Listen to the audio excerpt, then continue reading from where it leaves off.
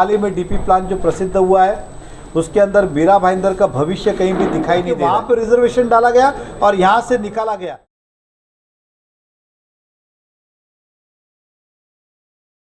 नमस्कार, मैं साक्षी शर्मा, आप देख रहे बवंडर इंडिया टीवी। मीरा भाईंदर का नया डीपी प्लान प्रकाशित हुआ है जिस पे विरोधी पक्ष के नेता या फिर हर पार्टियों के नेता इस पर विरोध कर रहे हैं। कोई इसके पक्ष में है तो कोई इसके विपक्ष में है और कई लोगों को इसमें काफ़ी खामियां नज़र आ रही है। लेकिन आपको बता दें, इस डीपी प्लान को अब पूर्व एमएलए नरेंद्र मेहता, जो कि भाजपा के नेता हैं, नरेंद्र मेहता ने इस डीपी प्लान को रद्द करने की मांग की है। उनका कहना है कि इसमें कई खामियाँ हैं, कई कमी है और उनका कहना है कि ये सिर्फ चेंज नहीं करना चाहिए, पूरी रद्द करके फिर से नया डीपी प्लान बनाना चाहिए। तो आइए बात करते हैं नरेंद्र मेहता से कि वो किस लिए इसे रद्द करने के लिए कह रहे हैं। और आपको बता, और आने वाले 12 दिसंबर को नरेंद्र मेहता डीपी रद्द करने के लिए आंदोलन भी निकालने वाले हैं और उन्होंने कहा है कि हम कोशिश करेंगे कि इसमें सारे पार्टियों के नेता हो। ये कोई पॉलिटिकल आंदोलन नहीं रहेगा, ये लोगों के लिए और जनता के लिए आंदोलन होगा। तो आइए बात करते हैं नरेंद्र मेहता से कि उन्हें ऐसी क्या कमियां नज़र आए कि उन्होंने डीपी प्लान को रद्द करने के लिए कहा है।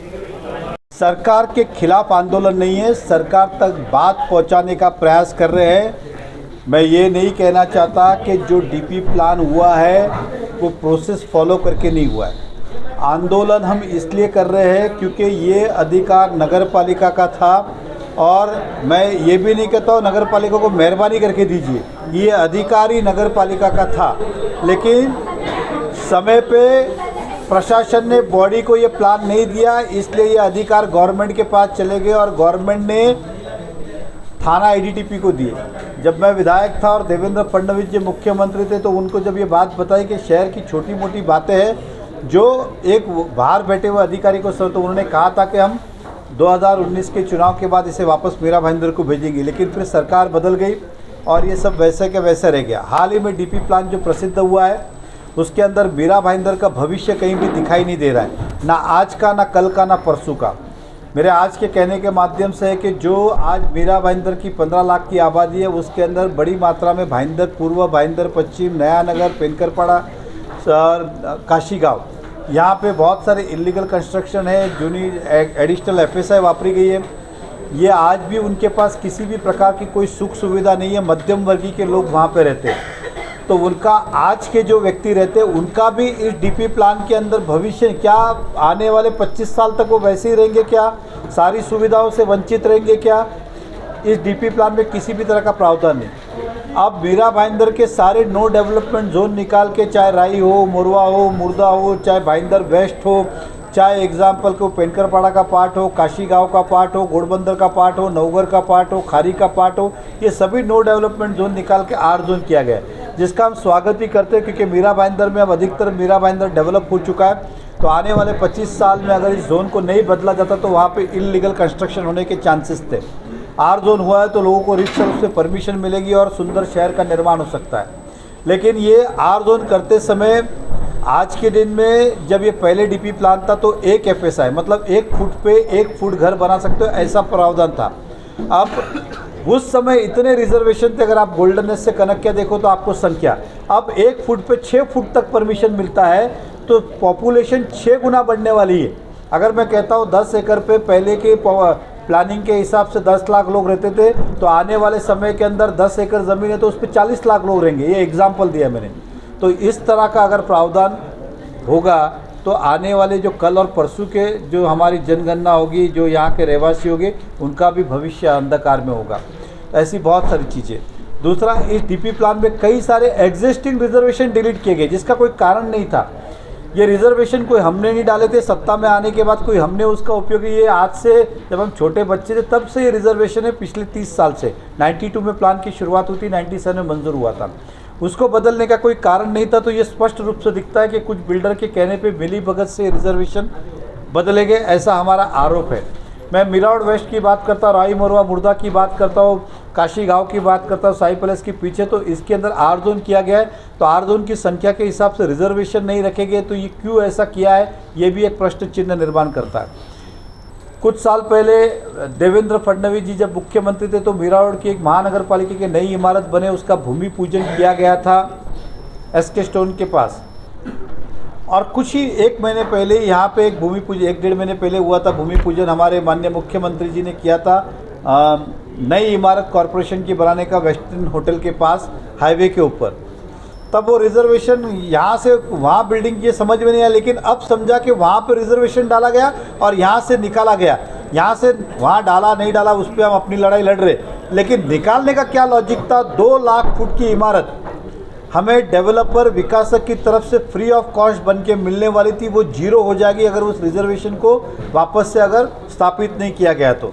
क्योंकि उस समय बिल्डर का एग्रीमेंट है, उनका एफिडेविट है कि अगर उन्हें परमिशन मिलेगी 30% कॉरपोरेशन को फ्री में बना के देंगे, इस तरह का करारनामा और एफिडेविट है। अब उस रिजर्वेशन को हटाया गया तो बिल्डर तो चांदी होगी, तो ये बिल्डर ने किस तरह से इसे हटाया ये प्रश्न चिन्ह, क्योंकि एक तरफ रिजर्वेशन आता है दूसरी तरफ निकलता है। निकलना इत्तेफाक हो सकता है या आना इत्तेफाक, दोनों इत्तेफाक कैसे हो सकता है? यहाँ से निकल रहा है और वहाँ जा रहा है, इसका मतलब स्वाभाविक है कि इसमें कुछ ना कुछ गड़बड़ है। मैं पेनकरपाड़ा में अगर बात करता हूँ तो बड़े पैमाने पे सृष्टि बिल्डर के माध्यम से प्लेग्राउंड हो, स्कूल हो, अन्य रिजर्वेशन हटाया गया, आर जोन किया गया। तो रिजर्वेशन हटाने की ज़रूरत क्या, आप आर जोन करिए ना, हमारा कोई आक्षेप भी नहीं है उसके अंदर। लेकिन बरसों से इस उम्मीद पे लोग वहाँ पे कि आज नहीं तो कल रिजर्वेशन डेवलप होगा, बच्चों को मैदान मिलेगा, गार्डन मिलेगा, स्कूल मिलेगी, हॉस्पिटल मिलेगा, इस तरह का। तीसरा, बहुत सारे रिजर्वेशन से शहर आज भी वंचित है। बहुत, चाहे मैं एयर एम्बुलेंस की बात करूं, चाहे मैं वेटरनिटी हॉस्पिटल की बात करूं, मैं स्पोर्ट्स कॉम्प्लेक्स की बात करूं, मिराज स्टेशन के बाहर का ट्रैफिक मुक्त एरिया की बात करूं, मैं एग्जाम्पल बस डिपो की बात करूं, ऐसे बहुत सारी चीज़ें हैं जो इस डीपी के अंदर समाविष्ट नहीं है। दूसरा, जो एग्जिस्टिंग बिल्डिंग है उसके ऊपर भी रिजर्वेशन और रोड है जो हटाए नहीं गए, तो उन लोगों को रीडेवलपमेंट कैसे होगा? वो फिर चाहे नया नगर की बात हो, चाहे भाईंदर ईस्ट की बात हो, वेस्ट की बात हो, पेनकरपाड़ा की बात हो, काशी की बात हो, उसके ऊपर आज भी डीपी के अंदर बिल्डिंग के ऊपर रोड दिख रहे और रोड बिल्डिंग के ऊपर रिजर्वेशन दिख रहे। तो इनका भविष्य कल भी अंधकार में था, भविष्य भी अंधकार में होगा। तो इस रिजर्वेशन को हटाया जाए, जहाँ खुली जगह वहाँ पे लेके जाया जाए, इस तरह का हमारा ये विषय है। इस तर्क में हम चाहते हैं कि इस डेवलपमेंट प्लान को रद्द किया जाए और मीरा भाईंदर कॉरपोरेशन के माध्यम से ये भेजा जाए। करने वाले तो लास्ट में वही अधिकारी, ये वापस जाएगा थाना, एडीटीपी जिन्होंने प्लान पर, उनके पास ही जाने वाला है। हम तो केवल सुझाव दे सकते हैं उसके, लेकिन सुझाव के डेफिनेशन ये लेटर के माध्यम से 1, 2, 3, 4, 5 कितने देंगे? इसके अंदर करीबन 5000 मीरा भाईंदर के रहवासियों ने ऑब्जेक्शन लिया है, जिन्हें लगता है कि अंधकार में है मीरा भाईंदर का भविष्य, इसलिए इस तरह के ऑब्जेक्शन आए। तो हमारी सोच ये है, हमारी मांग ये है कि एक बार ये मीरा भाईंदर कॉरपोरेशन जो लोक प्रतिनिधि है सभी पार्टी के होते हैं, वो अपनी सोच उसमें रखें और यहाँ से तैयार करके वहाँ पे भेजें।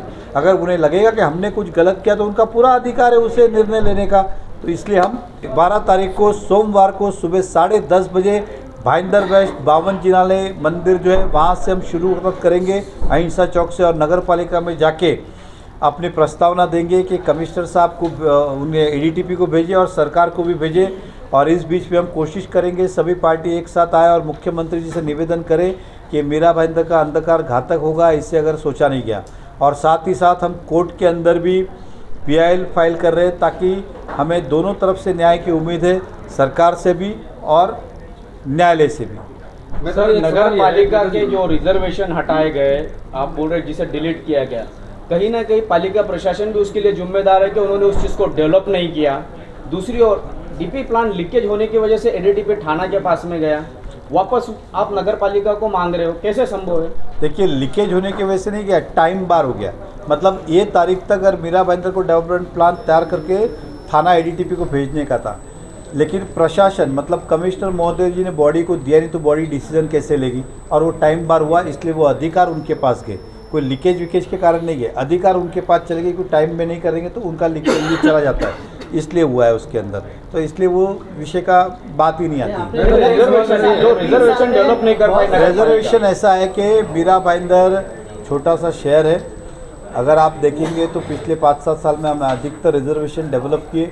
कुछ ज़मीन ताबे पे नहीं आई थी, कुछ में कोर्ट के डिस्प्यूट होंगे, कुछ में लिटिगेशन होंगे, कुछ हम एक्वायर करने की कोशिश कर रहे हैं। इसलिए धीरे धीरे जैसे जैसे शहर बढ़ रहा है वैसे रिजर्वेशन डेवलप कर रहे हैं। एक दिन में सब नहीं हो सकता, इसलिए शायद डिले। नेताजी, आपने बोला कि ये 3 साल में कई लोगों की जगह पर प्लान पास हुए, 3 लोगों का प्लान पास हुआ है। नहीं, किसी का भी हो दो, चाहे वो आपका हो, मेरा हो और किसी का किसका भी हो, अगर 3 साल पहले डीपी प्लान अगर बनता तो स्वाभाविक रूप से 3 साल के जो प्लान बन गए पास होके उस पर तो अब रिजर्वेशन नहीं या रिजर्वेशन बोलने से अच्छा ये कहूँगा कि जो लोगों की ज़रूरत थी और सोच थी कि यहाँ पे होना चाहिए वो अब हम नहीं कर पाएंगे। ठीक है, अगर वो उस समय होता तो शायद और अच्छे तरीके से हम कर पाते। आपने आरोप लगाया है कि कुछ लोगों का जाती फायदा है इस डीपी प्लान में और उनके फायदे के चलते रिजर्वेशन इधर से उधर किए गए।